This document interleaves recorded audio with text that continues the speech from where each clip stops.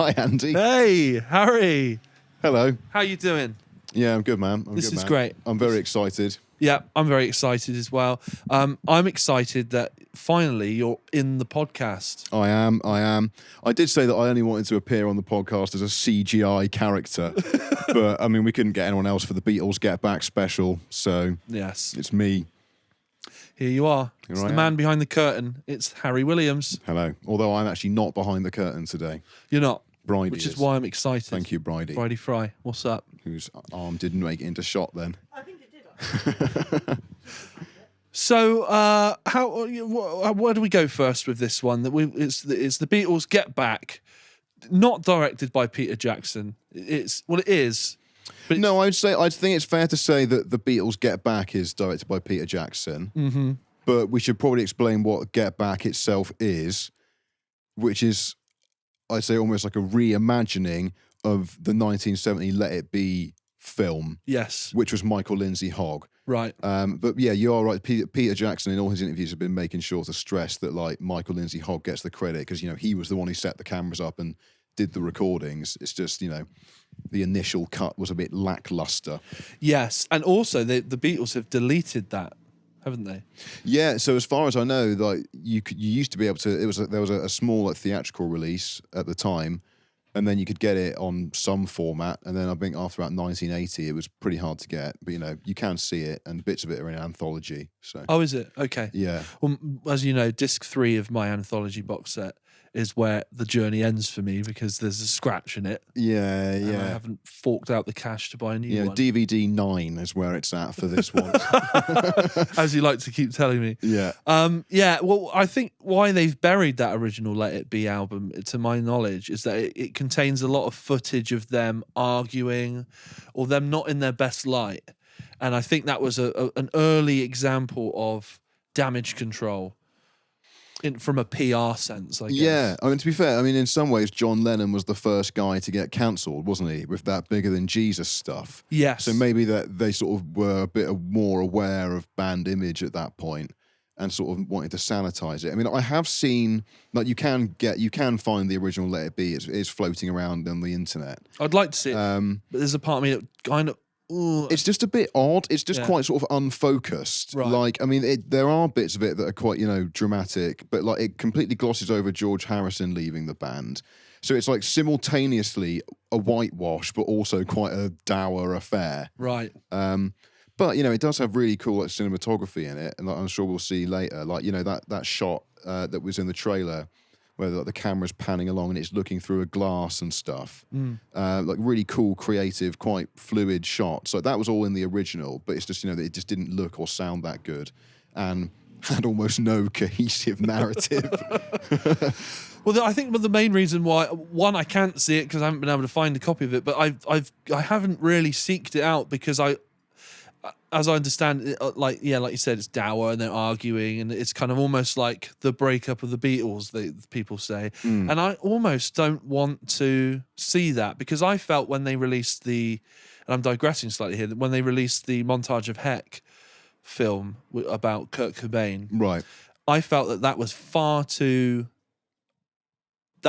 revealing, far too personal. And I was left after that film feeling a little bit disappointed in that someone who was previously my hero, I'd seen far too much questionable behaviour. Yeah, and I just felt like it was too much and it probably should never have been released. Yeah. And I kind of feel a bit like that with the Beatles. Like I almost don't want to see them being horrible to each other and arguing because I love them so much. Yeah, yeah. But then also, it's a piece of rock and roll history, and there's a part of me that's very curious to see how a Beatles argument went down. Yeah, exactly. Like, I mean, to be fair, like the tape recordings as well, they've been floating around on the internet for years. So like, I mean, they're pretty naff recordings, as I'm sure we'll get onto, but they definitely have that kind of like untouchable mythic thing, don't they? And a lot of the accounts of them are like written accounts with like a black and white photo to accompany it.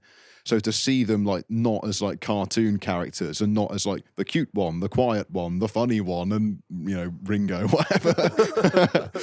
He is cute and funny. Yeah, to be fair, he was the funny one, wasn't he? Yeah. I can't remember that. But then John had a very, very sharp, cynical, funny tongue on him. But that's what I mean. But this is they're almost like we have these cartoonized ideas of them, like the acerbic one, and like that. And it's like obviously in real life they're probably just sort of people, and they're probably just sort of getting on with it and having cups of tea and just sort of they're just normal. And like although these songs have almost become mythical, I think in particular because obviously two of the Beatles are dead, they kind of feel untouchable.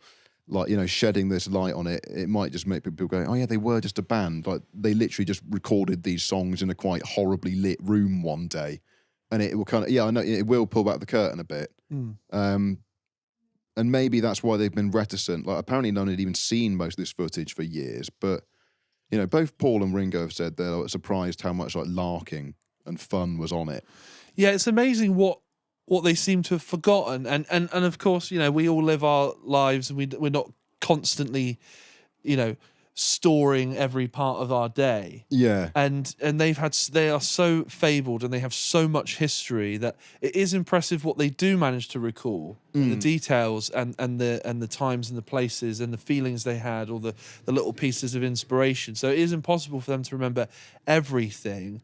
But it is interesting that they've seemed to have forgotten so many moments of joy and it's almost like they themselves have like subscribed to like the anthology version of events, which obviously it's impossible to ever like fully accurately tell it because as you say, they're just living their lives. They're not really thinking of it in like how we think of it, of like when the album releases are, and like what's coming next, so like that after Rubber Soul comes Revolver and that they were just doing it and then going off and playing gigs, and like then they gave up the gigs, and then they had the one final concert on the roof, but they weren't thinking of it as these historical things. It was just like, let's just go up on the roof.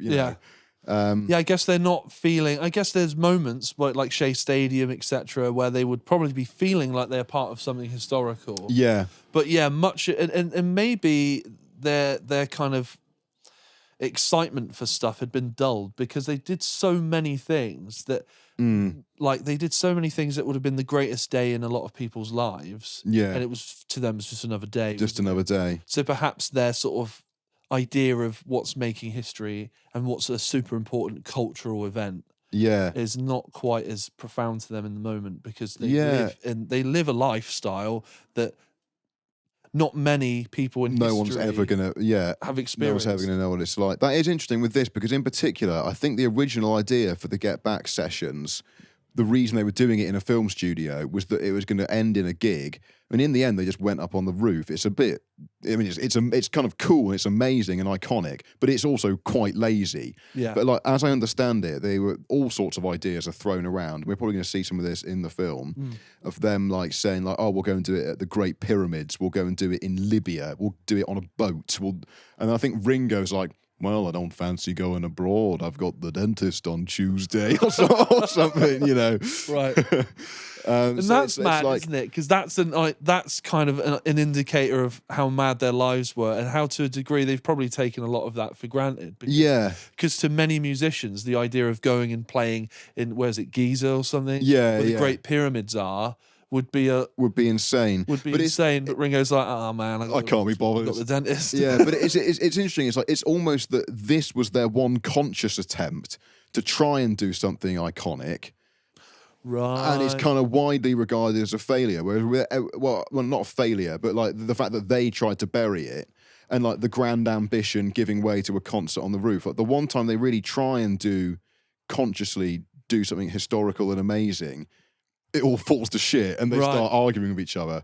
But then, who knows? Maybe this is the myth. And maybe once we've watched it, we'll go, well, no, that was bullshit. Yeah. Well, yeah, because I've seen some interviews with Peter Jackson, and he says, there's so much joy and there's so much camaraderie. Yeah. That the idea that I was talking about earlier, where you're essentially watching a car crash of people that you never met. I mean, I know you've met Paul, but people I've never met. Yeah, but you kind of love them, and you have there's a thing with Yeah. the Beatles. Well, exactly. I don't know about you. I don't really ever remember like being introduced to them. No. Like they have always been there. Yeah, I feel like I was born with them preloaded. Yeah, into exactly. my mind, a bit like that U2 album that came on. That came on the iPhone. Every child in the 90s born near Anthology just had all the songs downloaded. pre-installed. Yeah. Yeah.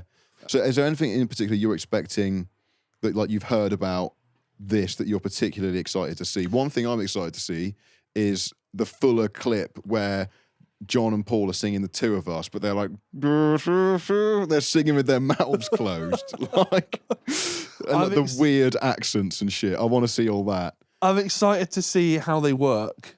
As in how they work as a professional unit. Yeah, maybe we'll see a bit more of like George Martin in action as well. Ooh, Like, I haven't thought about that. Because to me, George Martin is the old man on Anthology, and the boys came into the studio and and all this. But obviously, back in those days, he'd have been like in his 30s or something. Yeah. Like he got that fresh haircut, and he'll be like sending out mad ideas. I'd have thought. Yeah. Like We'll see. we'll see. Hopefully, we get a bit of George Martin in his prime.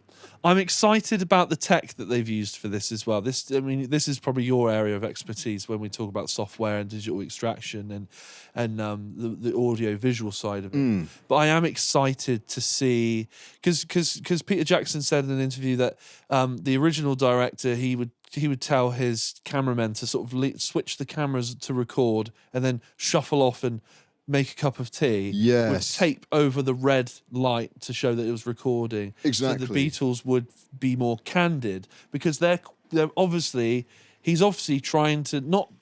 He is being sneaky. Yeah. But he's not I don't think he's doing it out of any sort of malicious intent. He's probably trying to capture He's trying to give them what they want.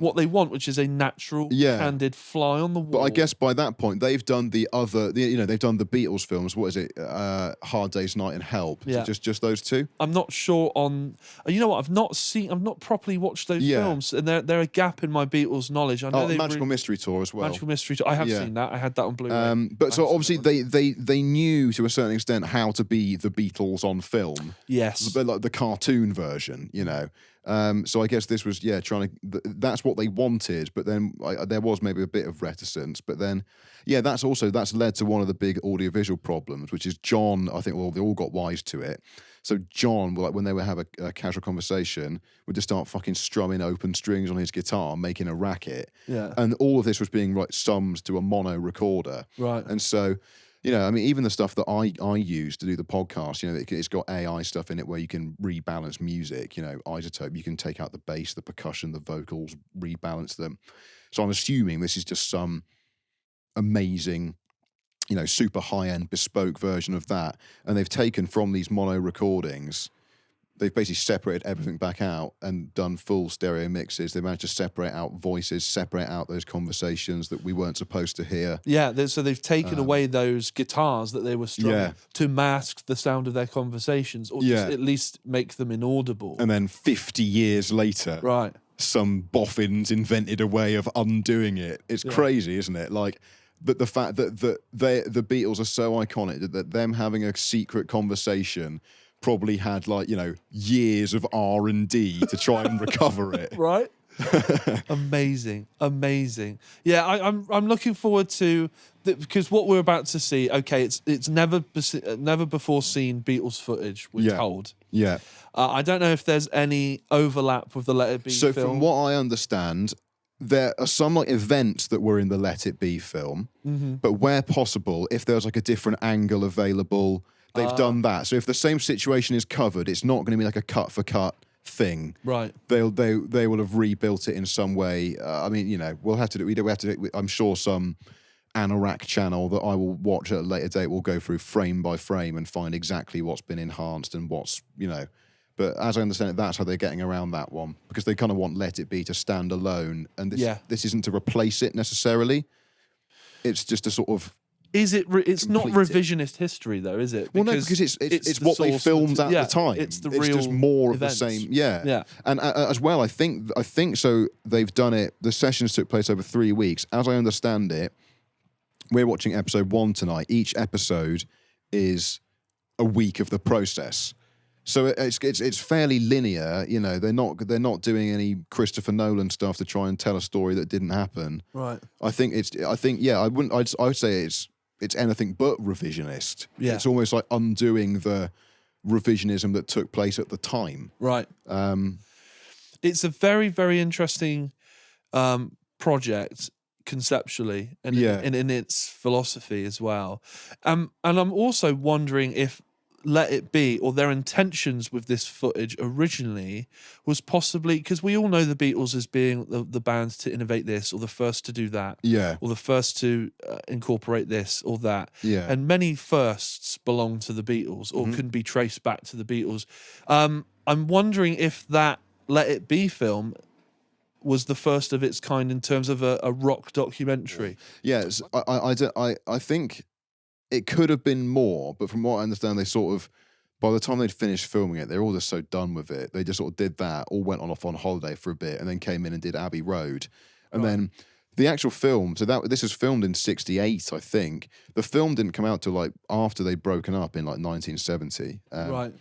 And here's my Beatles hot take. Go. I'm very excited to see all this footage of them working in their prime, but I wish it had been of Abbey Road rather than Let It Be as the album.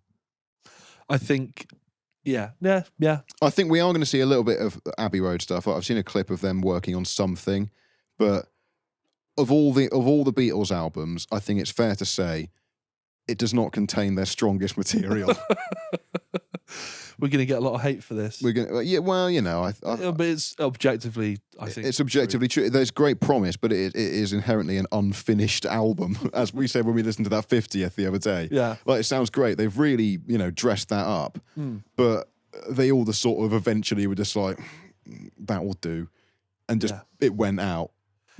I did see in an interview with Peter Jackson recently that all this footage comes from, I think it's 50 or 60 hours of footage, and of course we're not seeing 50 or 60 hours of it, and of course not all of it is going to be of use or interest. But what was interesting is a little nugget that he dropped in an interview where she said, "Oh, this has taken you 4 years to restore." Yeah, and they're painting each frame, aren't they, digitally? I guess so. I think they're presumably doing noise reduction and then kind of because it's augmenting 16 mil tape. Is that not 35? Okay, mil, which is 35 is the native HD, isn't it? I don't really know much about film, mate. I think 35 mil is natively HD. Okay. And 16, I'm sure, looks incredible if it's in good condition. It's been it's going to look great, and we've seen the trailers. It looks. I mean, we saw what he did to that World War I footage, and this is the. And so this is obviously a much better source material as a starting point, isn't it? So it should look amazing. And this is the same technology that he's using for this. But what is interesting, she said, "Oh, 4 years it took you to do this," and he said, "I was still restoring footage up until 2 weeks ago." Yeah. Now I don't know if that means episode 3 is going to be cut together and like uploaded, and they're going to be really on a deadline for this. Yeah. Or whether the Beatles have, the surviving members and the people that have a say in the other members' estates and whatnot have got together, watched this, and said, "Peter, you've done such an incredible job. You can put out more. This. Do the same treatment to all the tapes." Yeah. To all the tapes, wonder. I imagine that as part of the editing process, they would have to do a sort of baseline restoration to everything. Yes. To even sort of try and assemble the bits they want. But then presumably as the edit takes shape more, they then spend more and more time doing like even more noise reduction or trying to make the faces look better. I don't know. But with Peter Jackson at the helm, it's going to be pretty good. Right. And supposedly, the cut he originally wanted to put out was 18 hours long. And so there is an 18 hours long cut. Who knows? Maybe there'll be a double donkey Blu-ray box set in the future. But, right. So, this was originally meant to be a film, let's not forget. Then the pandemic came. And then it was like, it's going to be a little 3-parter, hour and a half each. Now they're 2 hours each, and then literally like a few days ago, they're over 2 hours each now. So we've got nearly 8 hours. So interesting. So maybe they are editing this and working on it a bit more on the fly or a little bit close to who knows? Who knows? It would definitely make sense, and it's probably very expensive work it would probably make sense to just treat all the tapes. Yeah. He did say that the tapes were in a vault. There's a Beatles vault somewhere. He didn't say where it is, undisclosed Yeah. location. But he said there's a proper vault. You go into it and it's all in there. Yeah. Everything's in there. And I wonder what is in there. And I love that stuff. And in reality, it's A probably load in of a rickety few old places. boxes of tape. Yeah. And that need baking. Most reassembly. of which are probably Giles Martin transferred into Pro Tools years ago. Yeah.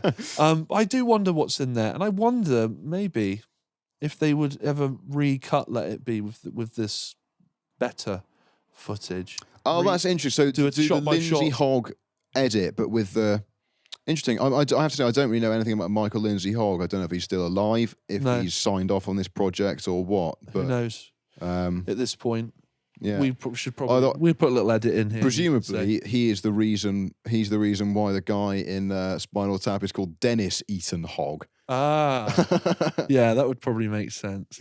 So that would be an interesting thing, and at some point, who knows, years and years down the line, once Paul and Ringo, and I hope it's years and years before they're gone, someone's going to get a bit greedy, aren't they? Presumably, and re-release I think something. as well. I think as long as Danny Harrison is alive, he's going to keep an eye on all of George's stuff, and he's a young man. So I think they're going to be in pretty safe hands. I presume they've all got enormous networks of people like looking after their legacies and that. Yeah. But I yeah, hope it'll so. be interesting. I mean, although there's a clip I saw on Twitter the other day. I think the Beatles Books podcast Twitter account posted it, which is a fine Beatles podcast, and it's a clip of Paul in like the 80s saying like that someone's like, Paul, what's in the Beatles vault? And he's go, there's really not much in there, we got a few tapes, a few rickety old photos, but there really isn't much left to come out. Like, so I don't know if that was then. Q Anthology Volume 1, 2, 3. 1, 2, 3, And the movies. yeah. And all of these super deluxe box sets. Just going back to that, would they ever re-release Let It Be? I think the whole point of this project is them setting the record straight.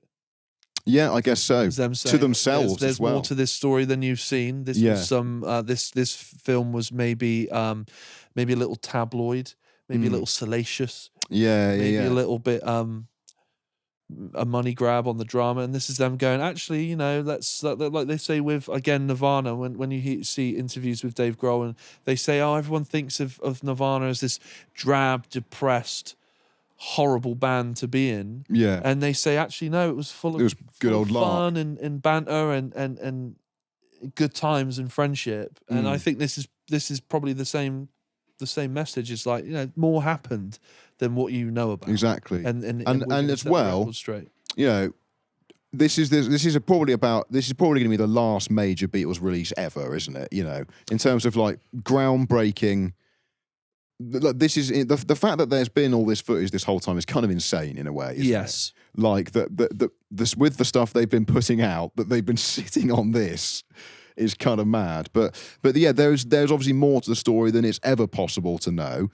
And now there's only fucking 2 people in the world who know it, and eventually there will be none. So I think we should be very grateful for this existing. Yes, we should be. And yeah, like you said, every album has been released. There's no Lost Beatles albums coming out. There's no Lost Beatles album, but I think it's called Carnival of Light, which is Paul McCartney's Revolution Number 9 fucking around with tape loops. And has that been released? No, but it's like the one like final rumored thing to come out. I suspect it's probably a load of nonsense, and people will be very underwhelmed, which is why it hasn't come out. But people's imaginations have run wild, and they can project all sorts onto it. Well, if he thought he could have made a buck from it, they would have put it in the super deluxe box set for the White Album. Maybe it'll be on McCartney 4. Who knows? Yeah, but yeah, you're right. Very lucky. Every book that can be written has been written. Yeah. I think every documentary at this point has been made. Yeah. Other than obviously this one. This might be the last. I hope it's not. Who knows what they'll do down the line with greater technology again. There'll be like Ringo Starr, the Kodak years, his 70s home movies. 3D. Awful. Yeah. Awful. I do hope that they managed to find some way of going back to all of the earlier albums and doing some more stereo mixes with them. Yeah, that's true. I don't like Ringo being panned hard left. Well, maybe Peter Jackson because that's basically it seems that like him and his team have figured it out. They have worked out how to unbake a cake, in that they can take these old mono recordings and maybe with every year this stuff is getting better with machine learning and AI stuff. Stuff we never thought was possible with audio is becoming trivial. So who knows? Maybe before long we'll get a surround sound mix of "Please Please Me." And who knows what nefarious uses this technology could All sorts be of used things. for in the future. All sorts of things. But for now, let's thank the rock gods that it's being used for the Beatles. A chilling thought to end on.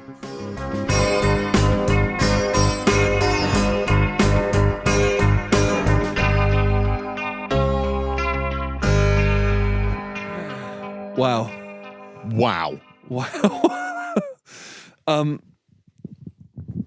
Should we bring the listener in? What we've just finished part 1. McDonald's arrived. Yeah, we ate far too much. Ate far too much. Feel a bit disgusting.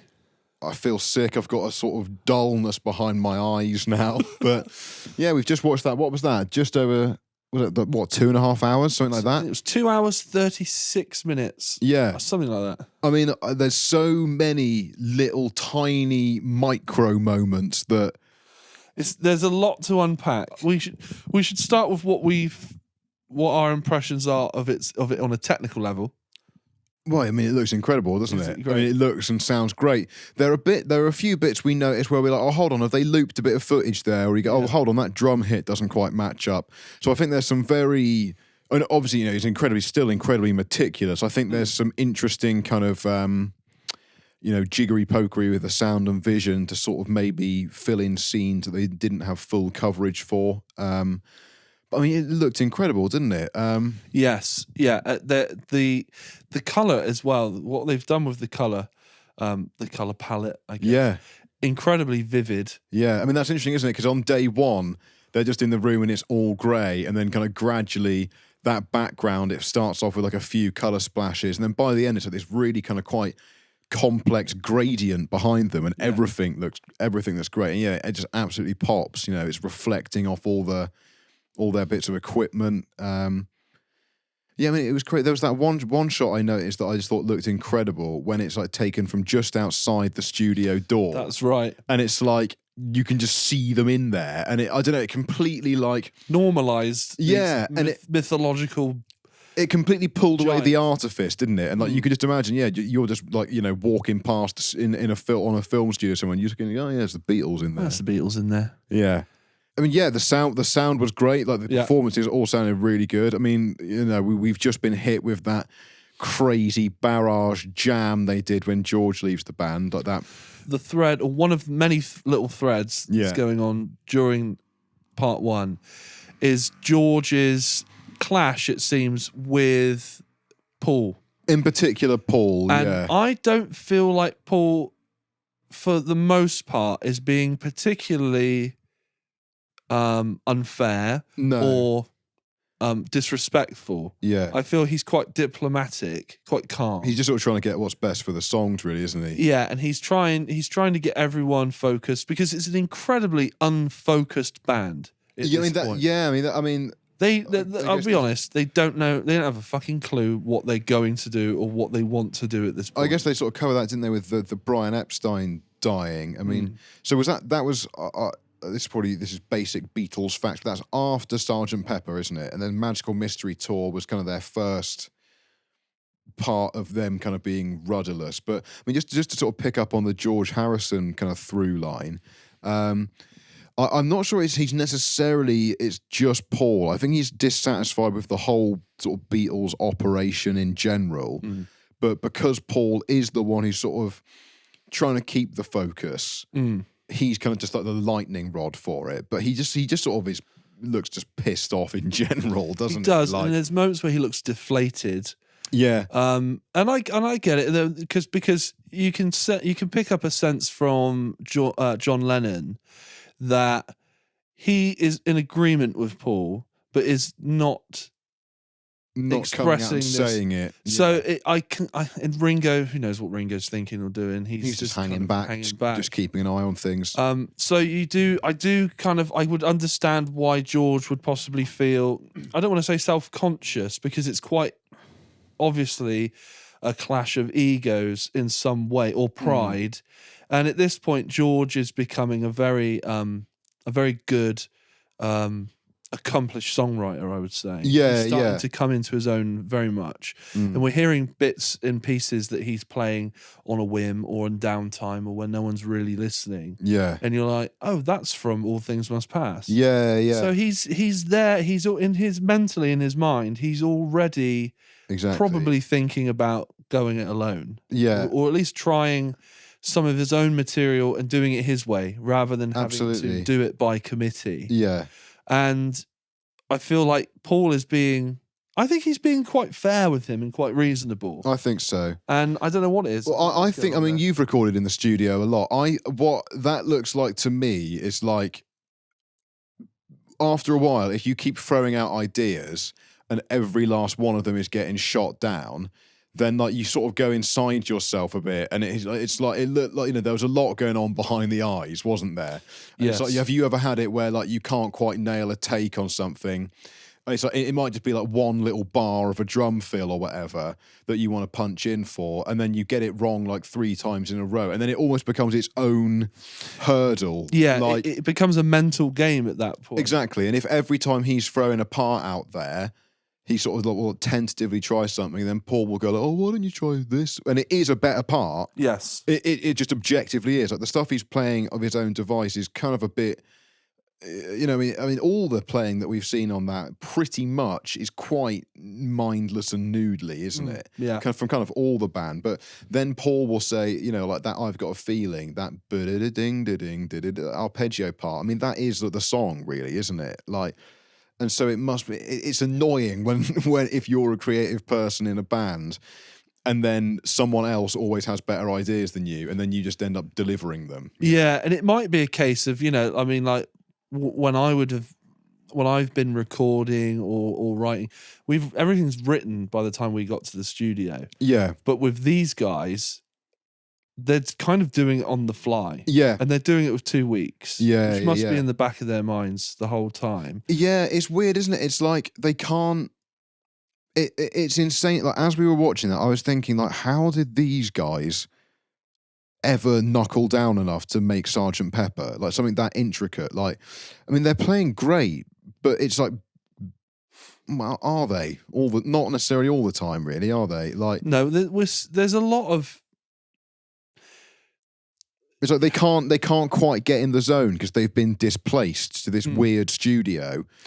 Yeah. And like, so they're not really all giving it 100%. They're all kind of like trying to make each other laugh. And like, maybe a bit of that is like, you know, obviously now, I mean, you know, we can film ourselves in HD just as random oiks, you know, for not very much money. But like, you know, a camera rig in those days with some enormous thing on a crane, it was probably a bit quite weird, like learning to behave with that around. So they're almost like, they can't quite get in their zone. Yeah, I can sympathise with that because they've obviously in their minds they've just formed Apple at this point, haven't they? Yeah, there's sort of bits and bobs of like talking about that, and I think later in the process they do end up at Apple, Right.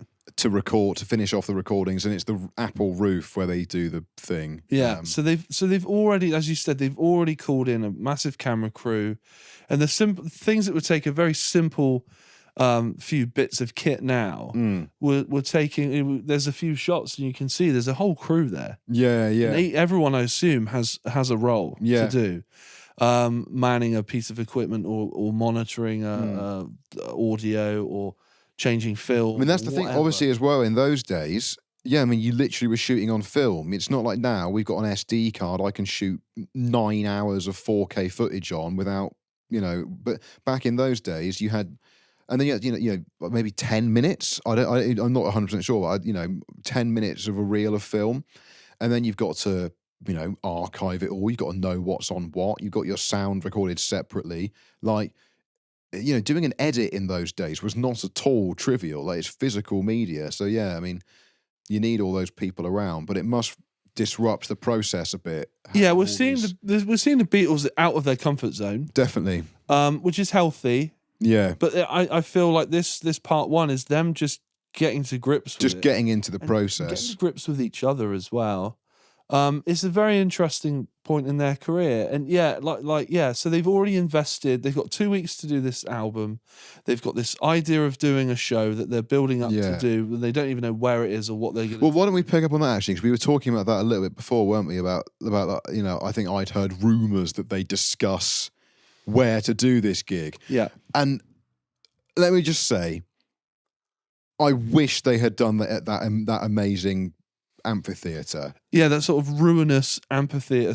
I assume somewhere in sort of Italy. Or I think you might have gone to get yourself a drink then, but it was in northern Libya. Okay. But yeah, I mean, there was. It's that bit in particular was quite interesting actually, because Paul was coming up with like these crazy ideas and trying to get them on a boat and get them to go into the desert, and that desert thing in particular looked amazing. But George in particular was just like, why would we do that? Like, I'll go on holiday after we've done the thing. I'm not going on holiday to do the thing.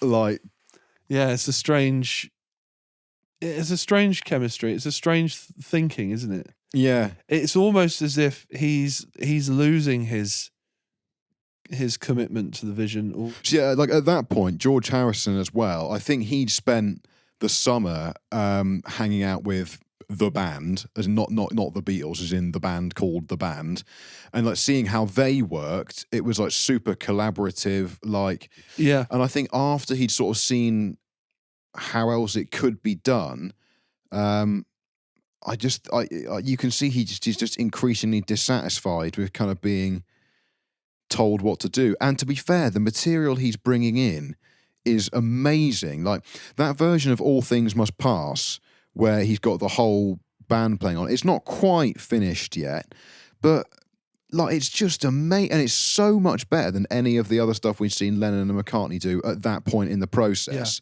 They were sort of doing these kind of like rock and roll pastiche, kind of not fully taking it seriously, and then he's coming in with that. For You Blue, we saw a bit of that, and I Me Mine, like that bit where he's just showing I Me Mine. I think he's just showing it to Ringo and Michael Lindsay Hogg.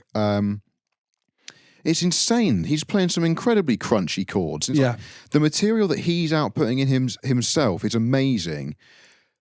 Yet they're having to do fucking take 22 of Maxwell's Silver Hammer. Like, yeah, and what he's bringing to the table, like you said, crunchy chords and stuff. There's a darkness and a maturity and a melancholy. Yeah. To what he's writing there, and you've got Paul, who, as you know, we joked a bit about, John Lennon calling a lot of Paul's stuff granny music. Yeah, it's kind of a bit twee, a little bit pop. Yeah, pastiche. Maybe I'm not sure what pastiche would have been in 1969. But it's a good point. It's it is a little bit more middle of the road or tame. Yeah, and not very edgy.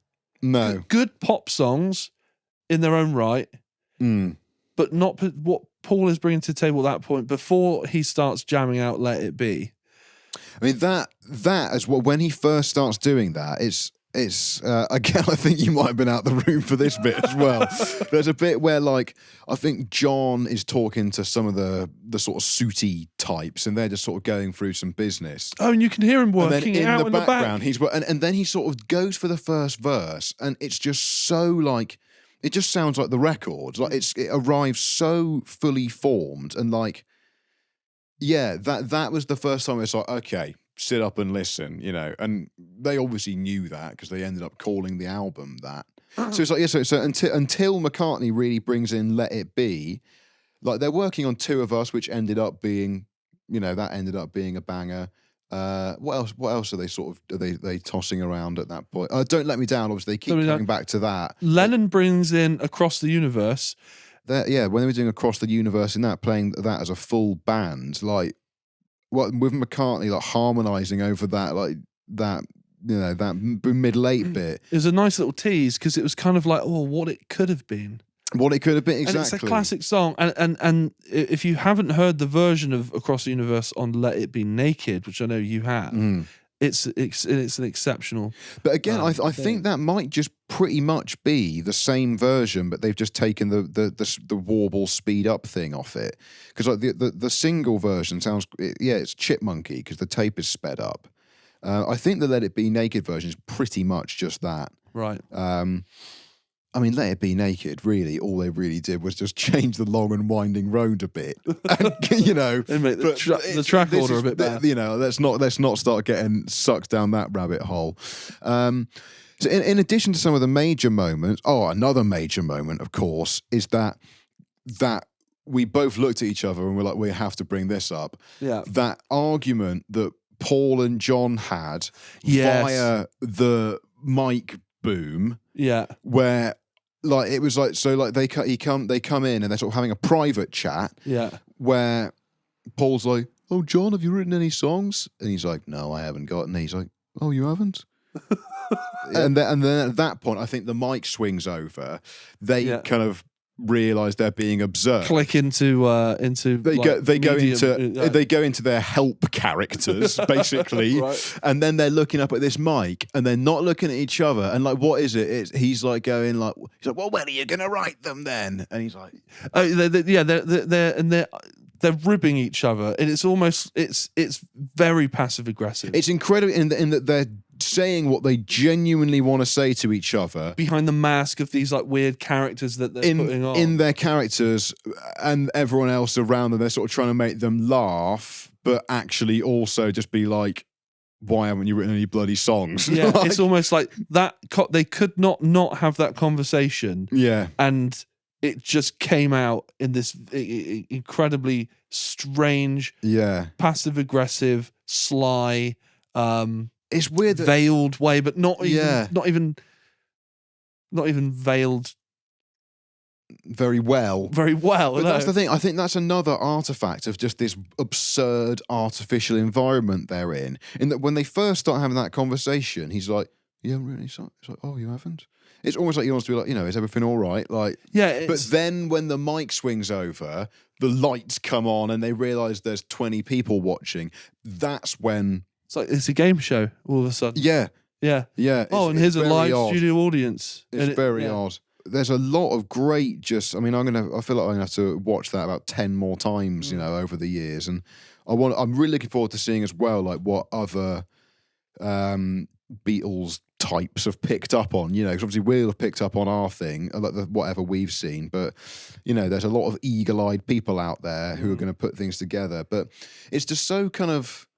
Yeah, it's just so weird, like, and cool seeing them just like arrive at the studio and just wander in and like get their mug of tea brought over and like seeing them do normal things, just normal person things. Yeah, weirdly fascinating, isn't it? Yeah, I mean, just watching them exist and just the little micro interactions they're having with and each the other. microaggressions. Yeah. So so let's return to maybe the central premise of, you know, the original Let It Be film. Is sort of said to be quite a kind of dour affair showing the breakup of a band. Certainly from what I've seen so far, while it's not completely that, it certainly isn't a band firing on all cylinders either, is it? No, and it seems to be the gradual degradation of relationships. Yeah. Within the band. And it's not a whole band falling out. No. It's key players just rubbing up against each other. It's caustic, isn't it? It's quite like. Well, I mean, there was that. It's there's a lot of friction. Maybe this was in Anthology, or this was known about that line of George Harrison saying to Paul, like, "Well, I'll play whatever you want me to. If you don't want me to play anything at all, I won't play." Like that line I'd heard. To hear the wider context around that was really interesting, actually. And like Paul, he's aware that he's being like a bit hectoring, but he says he's like, well, I'm doing it because no one else is, and like he just wants it to be good, and he wants people to knuckle down. But it's interesting, we're kind of seeing like as each Beatle becomes like comfortable on their own, like we're seeing John and Yoko very much like they were the unit until John's death. Paul and Linda. I don't know if that was literally the start of their relationship or whether there was some off-screen, before that. It felt fairly new. It felt new, yeah, but Yeah. I don't know if that day where she shows up as the photographer is literally the day they met or if they'd met before that. But either way, Paul was then with Linda for years and years and years. George Harrison, went off and did his own thing for a bit and then basically just hung out tending to his massive garden for the rest of his life. And Ringo did covers of standards. Like, we're almost seeing them enter their... Like, they've stopped being the Fab Four and they're becoming the solo years Beatles. Yeah, and they've got enough of their own personal wealth. I mean, at the very end of the episode, it cuts to a picture of Ringo's house. Oh, what a house. And what a house. But you can see why they are not that unit that they used to be. Because they all have their own wealth. Yeah. They're all very much living around the home counties, Right. And they've got these, they're not sleeping in bunk beds or whatever in Hamburg anymore. Yeah. They've probably at this point spent more years away from that than they were in that. Yeah. In that close knit hand to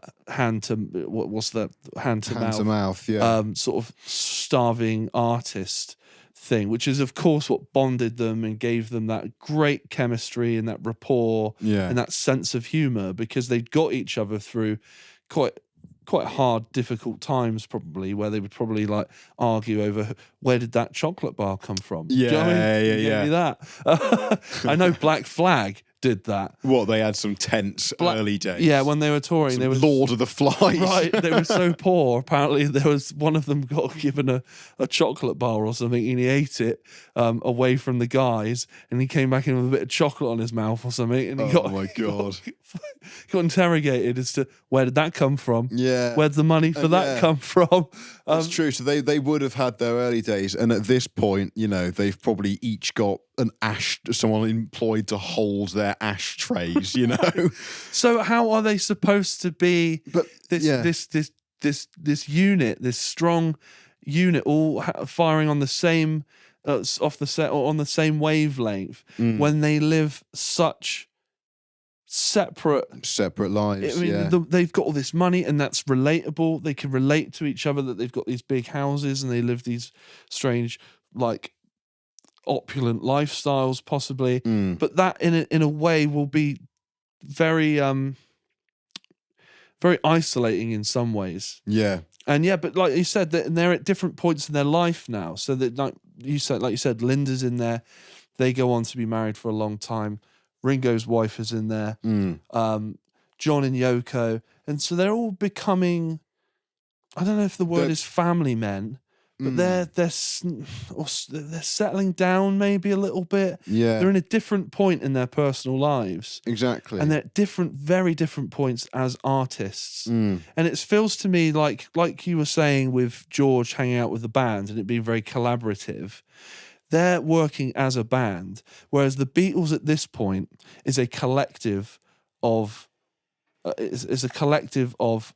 extraordinary artists who have to figure out how to funnel all of that ego, all of those ideas, all of that inspiration, and each one of them having a different idea as how it should be. They have to somehow, via committee, make a cohesive album. At this point, they're a collective of basically solo musicians. Yeah, I think that's fair to say. But like, I think that that's definitely fair to say in terms of like the way the material is being written and brought in. But I still see some great bandy instincts in there as well. Let's just address how that ended with George leaving it. So he goes, I think, to John. Basically, they sort of seem to be finishing up a take or something, and then they go, "Oh, let's go to lunch." Feels like they're at the end of the day. Yeah, I think they say, "Let's go to lunch," and then George just picks up his guitar. I think puts his guitar in a case, picks up the guitar case, and he goes, "Well, I'll be leaving now then." And then John goes, "Leaving See you around what? the clubs." Leaving what?" And he goes, "I'll be leaving the band now."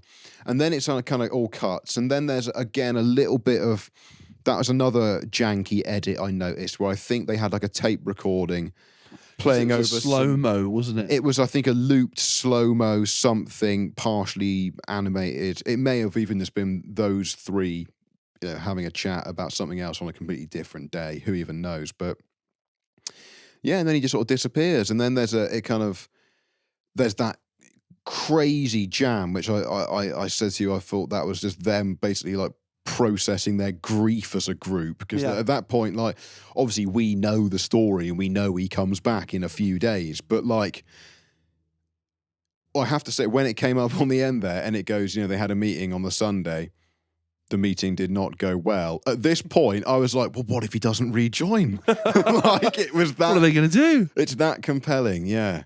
Yeah, and it doesn't even come across as like a diva move.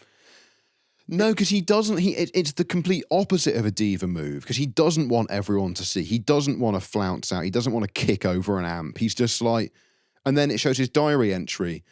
Went to Twickenham today, had some lovely lunch, left the Beatles. It's like, he's just so over being fab, isn't he? Like, yeah. But I do feel sorry for George Harrison in this. And like I said to you a bit earlier in the in the episode, I turned to you and I said, this does seem like healthy communication.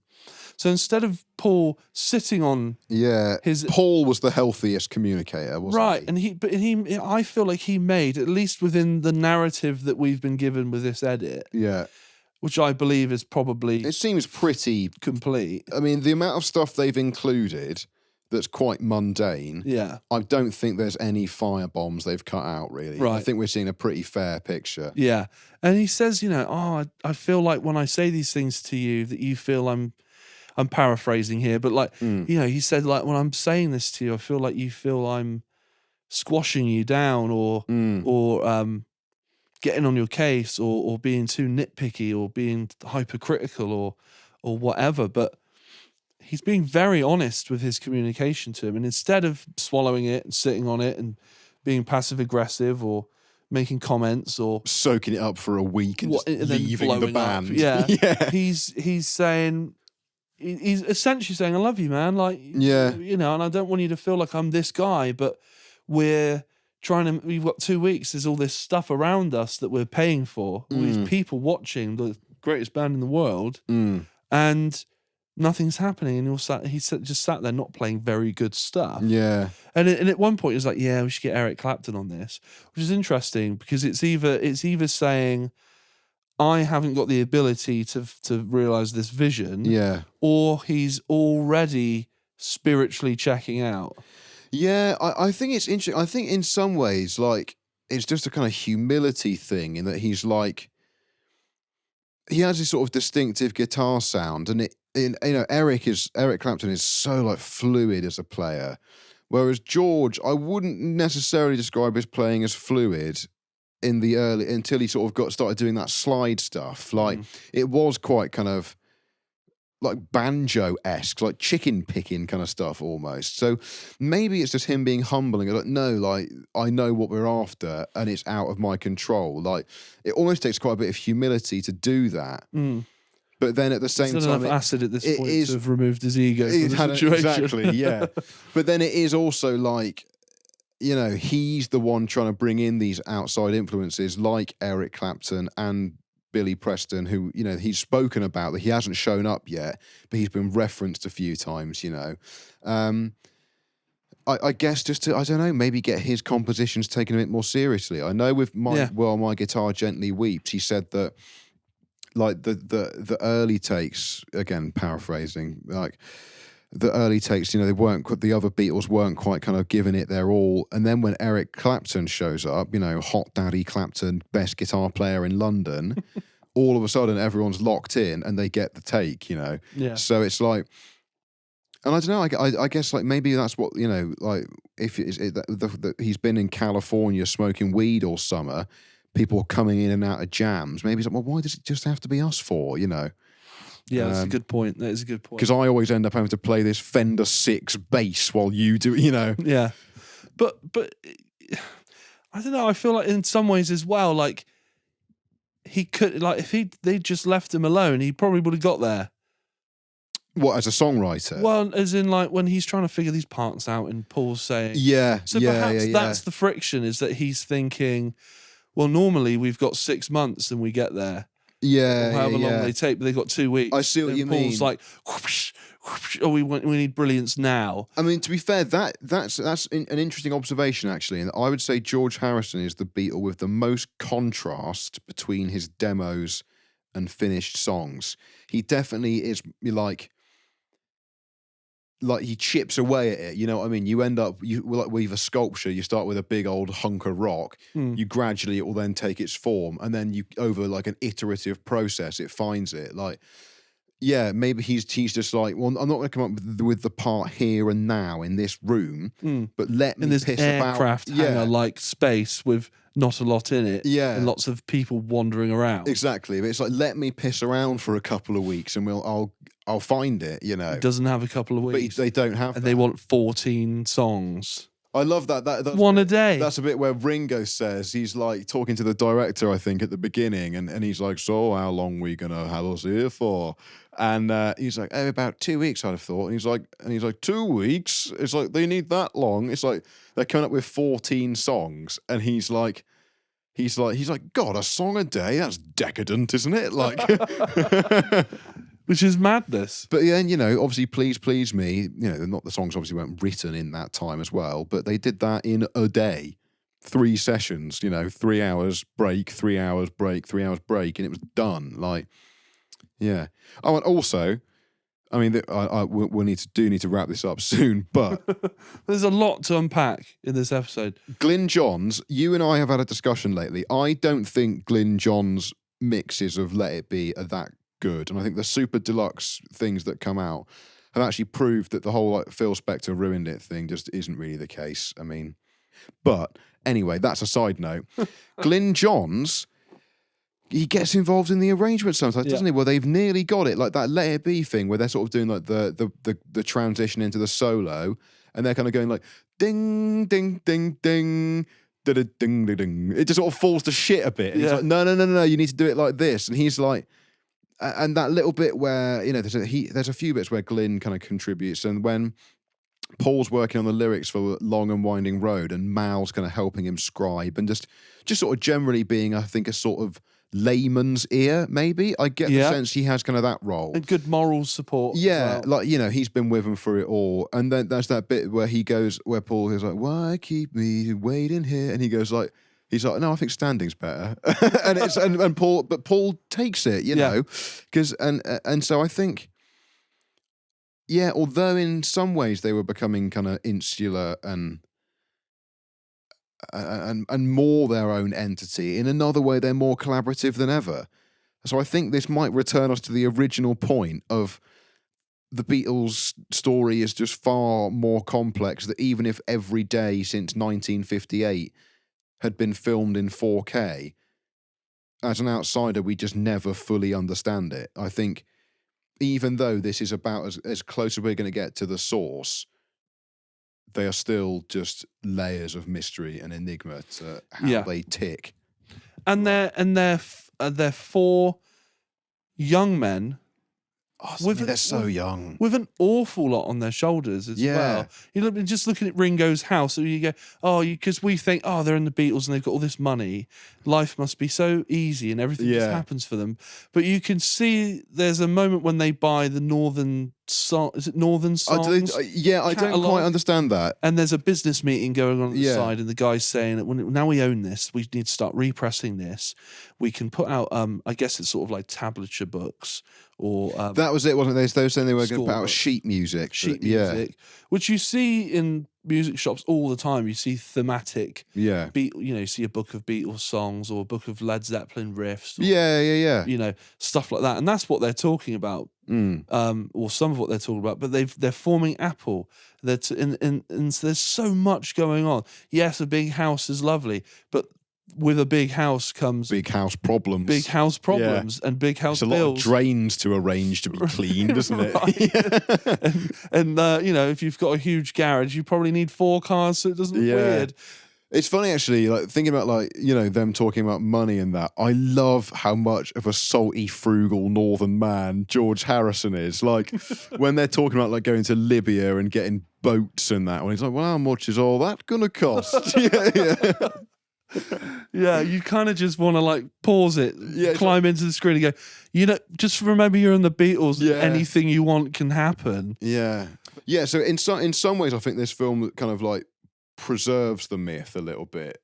But at the same time, you just see that they're just a bunch of scouse oiks in their 20s who are just like, how the fuck have we ended up here? You know, and just not knowing what to do next. I mean, they were the first. If there was, you know, if you were to get to that height now, there's a template. Do you know what I mean? But back then, they were just at the vanguard, the cutting edge, and like, yeah, Having to they're make it up just as they went people. along. They're just people at the end of the day. And I think, yeah, that simultaneously shows them as untouchable rock gods, but also, yeah, just tea drinking British boys. You know, Yeah, and fallible, yeah, which is very interesting because I think we, you know, a lot of Beatles material, other than maybe Let It Be and some of their earlier stuff, Mm. a good chunk of their catalogue is often regarded as untouchable perfection. yeah, And you can see that it took a lot to get there. I think a lot of hard work.